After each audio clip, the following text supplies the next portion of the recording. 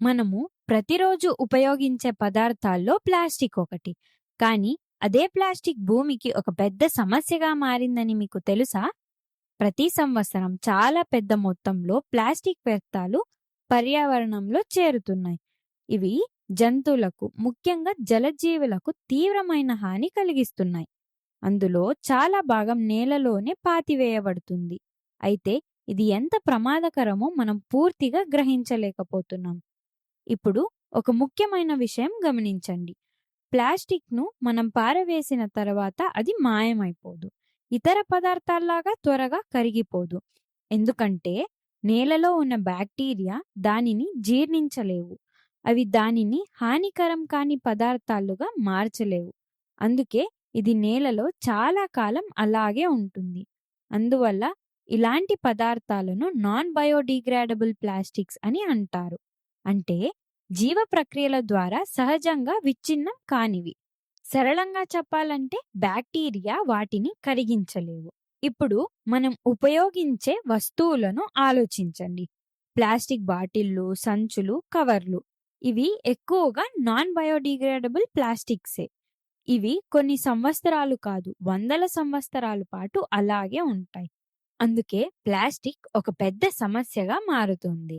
ఇప్పుడు మరొక ముఖ్యమైన ప్రభావం గురించి చూద్దాం. ప్లాస్టిక్ నేలలో వర్షపు నీరు చొరబడకుండా అడ్డుకుంటుంది. దీంతో ఏమవుతుందని అనుకుంటున్నారు? భూగర్భ జలాల మట్టం క్రమంగా తగ్గిపోతుంది. మనకు తాగునీరు మరియు వ్యవసాయం కోసం భూగర్భ జలం చాలా అవసరం.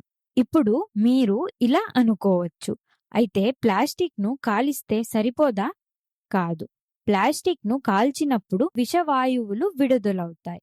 మీథేన్ వంటి వాయువులు వాయు కాలుష్యానికి కారణమవుతాయి. ఈ గాలిని పీల్చడం మన ఆరోగ్యానికి హానికరం. అందువల్ల కాల్చడం కూడా సరైన పరిష్కారం కాదు.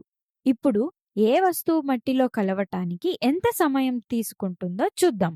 ఆహార వ్యర్థాలు, పండ్ల తొక్కలు 1-2 వారాల్లో బ్యాక్టీరియా వీటిని పూర్తిగా మట్టిలో కలిపేస్తుంది. కాగితం 2-4 వారాలు, పత్తి 2-5 నెలలు, ఉన్ని సుమారు 1 సంవత్సరం, చెక్క పూర్తిగా విచ్ఛిన్నం కావటానికి 10-15 సంవత్సరాలు పడుతుంది. అల్యూమినియం 100-500 సంవత్సరాలు పడుతుంది. ఈరోజు నేలపై పడేసిన ఒక అల్యూమినియం డబ్బా శతాబ్దాల పాటు అలాగే ఉంటుంది. మరి ప్లాస్టిక్ 500 సంవత్సరాల కంటే ఎక్కువ కాలం. ఒకసారి ఆలోచించండి. ఈరోజు మనం ఉపయోగించిన ఒక ప్లాస్టిక్ వస్తువు ఇంకా ఎన్నో సంవత్సరాల పాటు భూమిపై ఉంటుంది. అందువల్ల ఆహారం, పేపర్, కాటన్, ఉన్ని మరియు చెక్క ఇవి వారాల నుంచి కొన్ని ఏళ్లలో మట్టిలో కలిసిపోతాయి. వీటిని బయోడిగ్రేడబుల్ అని అంటారు. ఇది ప్రకృతి సహజమైన ప్రక్రియ. కానీ అల్యూమినియం మరియు ప్లాస్టిక్ అనేవి నాన్ బయోడిగ్రేడబుల్. ఇవి సహజంగా విచ్ఛిన్నం కావు. ప్లాస్టిక్ వినియోగాన్ని తగ్గించటానికి మనం కొన్ని చర్యలు తీసుకోవాలి. కొనుగోలు సమయంలో బట్ట సంచులు ఉపయోగించాలి. ప్లాస్టిక్ సంచులను నివారించాలి.